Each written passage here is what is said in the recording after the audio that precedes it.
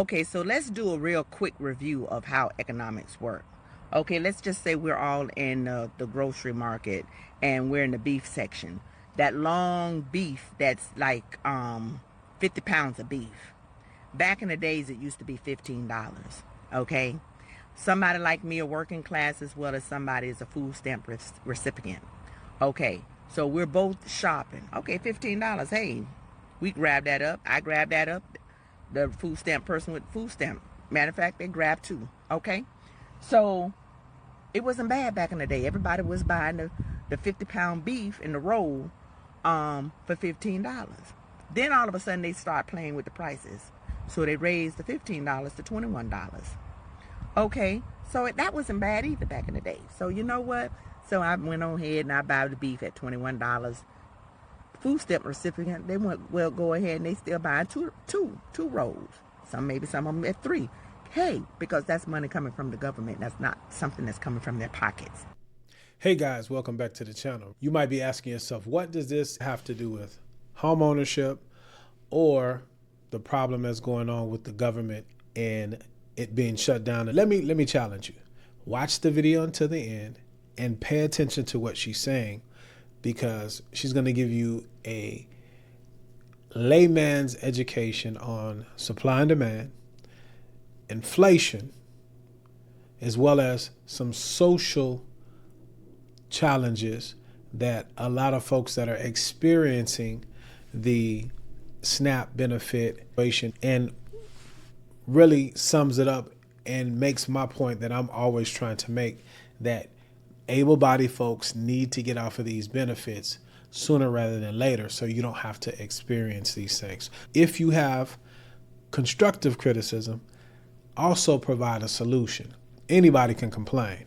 We're looking for solutions because we're building a community, and you might add the information that can help those of us in the community out. My name is Robert, and on this channel, my goal is to simplify the home loan process. So focus and listen to what she's saying, and don't forget to comment what you would do better, or if you disagree and where you think she's off completely. Okay. All right. So later on down the line, since everybody's still buying $21 a 50-pound beef, okay, so they now raised it up to $50. Okay, so $50 beef, I might be a little bit hesitant because I have other groceries that I'm trying to get. So I might have to go ahead and get that maybe every once in a while. And then, I'm calculating any, meeny, miny, mo, $50. All right. But the food stamp recipient, hey, they ain't got nothing to lose. So they still probably buying maybe one. They still probably going ahead and get two. Hey, that's money from the government, right? All right. Beef now $64, 50-pound roll, 50-ounce roll. So here you got the working class people like me saying, okay, we're probably buying that beef every 2 months, every month. It's not all the time. We're cutting it up a little smaller, putting it in plastic bags. But guess what? The food stamp people, hey, they still buying $64, 50-pound beef. You understand me? You follow me? Okay. So now what's happening is they're saying, in order for you to lower the prices, okay, let's turn these food stamp off and let's see who's going to buy $64 beef. All right? The American people who working class is not buying it. So to the trained ear, she's really breaking things down. So check it out. When in her example, you're getting, or someone's getting these benefits, and they're doing so based upon a system that is giving it to them for social reasons. And I'm speaking able-bodied people, people that could go out and produce, generate their own income, not the elderly, not the truly disabled or sick that can't go out and work, or the children, right? We're talking able-bodied folks. Well, what happens is those people unknowingly are practicing in an inelastic demand, meaning, as she was saying, for her and other folks that are producing, or they have a budget which says, hey, there's a point at which I can't go any further. And so as the price goes up, I buy less, I eat it less, I ration to a point to where there's a diminishing return. I can't do it anymore. On the other side, the silent beneficiary is really the grocer, the grocery stores, the bodegas, the smaller stores, especially in inner cities where there's food deserts and the quality of the food really isn't there. Some of these videos that you guys get all hot and bothered about show the type of food that one is buying, and over a period of time, it's going to lead to bad health outcomes. I don't think anybody would argue that. But at this point in time, everybody's like, well, just give it to me, because the root problem is a lot of folks have sit around and gotten used to receiving things that they have not worked for. And this is going to end up biting you. It's biting you now because they can play. The politicians, the folks that, the powers that be, few folks can control the masses with the rules that you voted them in for, because a certain segment wants to keep receiving these things, and they pit people against one another and get you distracted off of what really matters. You see what I'm saying? But inelastic demand. And so because you keep getting those monies, you'll continue to buy as the prices increase. Well, Walmart just came out and was a little upset because their bottom line is being affected.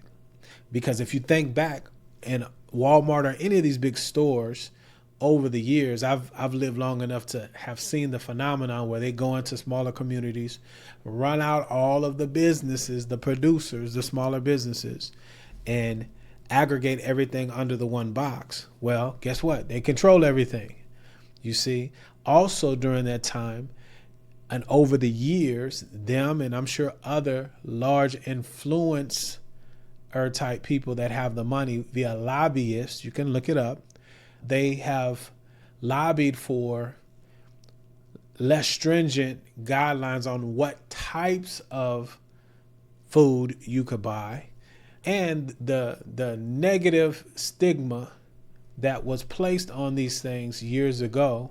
Not to say that you should be shamed if you needed them, but there's a good dose of shame for a lot, for a lot of different areas. You should be shamed because that will cause you to change. But see, when those things are wiped away, you on the side that's receiving it, able-bodied, don't realize you're playing yourself. And this is how you're playing yourself. You'll continue to raise the prices up. And you don't care because you didn't work for it. And you're still able to get what you want for a minute, for a moment in time, you see? And so just explaining, she's doing an excellent job. Just want to jump in a little bit. But these are economic principles that people don't realize. And I also think there's some collusion, again, with the grocers, because there's only 4 or 5 of them now, right? And then the smaller ones that are in these places. But all these things are not beneficial when you have a social media 15, 30-second dopamine hit. We got to start thinking long term. And this ties into home ownership, because at home and you're cooking your own meals and you might have a garden and some of these things that you can sustain yourself maybe for a season, right? Until the true help comes. But these things are not good. Guess what? The grocery store people are not complaining. You see what Walton is doing with Walmart? They say, hey, we got a problem, because they're losing money. They're so used to having people who's coming in on the 1st and the 3rd and the 5th of the week with 2 baskets loaded for food. They don't see that this week. So that's a problem, because they're losing money. 40% of the people who's actually was making Walmart money are food stamp recipients. They don't see them 2 bags, those buggies, okay, because the food stamps is turned off. Economics only works as if the food stamps is turned off, same way, it's going to be the same way for the housing as well. that's when it's going to come down. It's going to drive those prices back down. You understand me? Grocery store prices can't come down unless people stop buying, okay? Not saying that we're trying to starve the people, but what we're trying to do is starve the market. You understand me? But nobody can see that because everybody talking about my food stamps, my food stamps. Everybody wants to buy food. That's fine. I understand. We got to turn them off. We got to turn it off in order for this thing here to work. Wouldn't it be something? Wouldn't it be something if all those programs is turned off and all of a sudden we wake up? Now these $500,000 houses is back down to 200. Wouldn't that be something if the food prices, we go back to where it used to be $4? Wouldn't it be something? Water is now like $1. It used to be 50 cents. Wouldn't it be something as though prices come back down? But in order for it to come down, something got to be shut off. Something got to be starved, right? That's all I'm saying. It ain't about you trying to starve people. It's about bringing down the prices and breaking the market and bringing it back, stabilizing the market again. In order to do that, we got to give some stuff up. All right? Y'all be blessed. Excellent. She's right, spot on. And that's the problem, just in life in general. Everybody's on the What's in It for Me channel, and it's just unfortunate. She mentioned being able to do without for a period of time for a greater good, and that takes some sacrifice. And so as you identify those in your communities that you're building in real life, make sure you know those that labor amongst you, because there'll come a time, man, where you might have to go a little while without some food for the greater good. And no better way to do that than being around like-minded people, your community, folks that think, move, and act as you do. A lot of people, unfortunately, find themselves in a bad position. But if you've been preparing, great time to buy real estate. And I'm not saying from a foreclosure standpoint. I'm just saying supply and demand. In certain markets, there's a lot of supply out. And if you're a problem solver, there's a lot of people that can't afford what they have that have great interest rates. If you need help along those lines to find out if a deal is going to be a deal, that's what we do here on a daily basis. Contact information is in the description of the video. We'd love to have a conversation to see if we're a fit. My time is up, but I thank you for yours. As I always say, let's be good to one another. Let grace abound. Check out these videos here, and until the next time, indeed, y'all stay blessed.